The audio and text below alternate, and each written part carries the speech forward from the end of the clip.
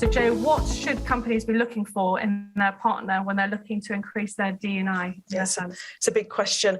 I think sometimes we underestimate the influence that our recruitment partners have on our ability to change and to attract underrepresented talent to our firms, to our businesses.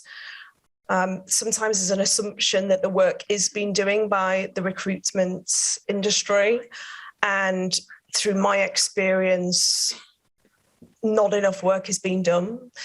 There's a big education piece.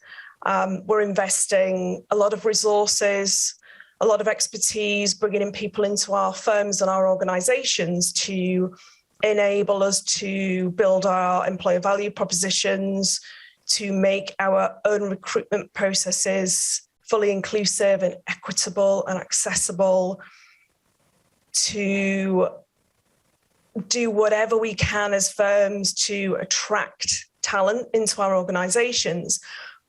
But perhaps we're missing the opportunity to hold our recruitment partners accountable for the role that they play in helping us achieve our objectives when it comes to hiring.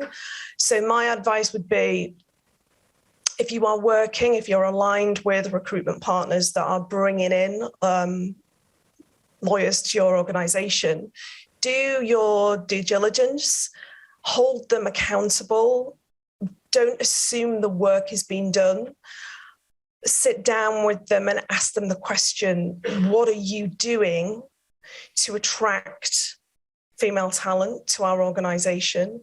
What are you doing to make sure that your recruiters understand the basics of diversity and inclusion? What are you doing to make sure that your recruiters are not just going to their immediate talent pools, which is what they do a lot of the time? Don't forget, recruiters are up against time. They bill only usually on placement. So for me, it would be about making sure that they know their stuff, but you're also thinking about going down that retained route. So if you've identified a recruitment partner that is doing everything they can to mitigate bias, to make sure that the recruiters in their firm are actually representative, you're going to really struggle if you're an executive firm rocking up to a business where it's all male recruiters and you're trying to talk about attracting gender diversity. So we want to make sure that our recruitment partners actually reflect the demographic that we're looking to attract to our businesses.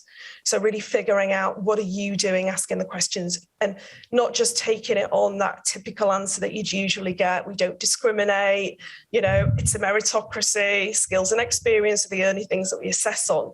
You want a much deeper answer for them to really evidence what their strategy is. What are they doing to challenge the status quo? What are they doing to control unconscious bias? What are they doing to make sure that their priority is to attract women into your firm rather than just getting the fee through the door? Are they talking to female candidates about inclusive benefits, family building benefits, for example, flexible working? All these things that sometimes we don't think about make a massive difference as to whether or not a woman decides to apply for a role, whether or not a woman will deselect themselves when they read the job description. So we really need this level of expertise to be able to help us make what we do more inclusive, and just look for that additional support.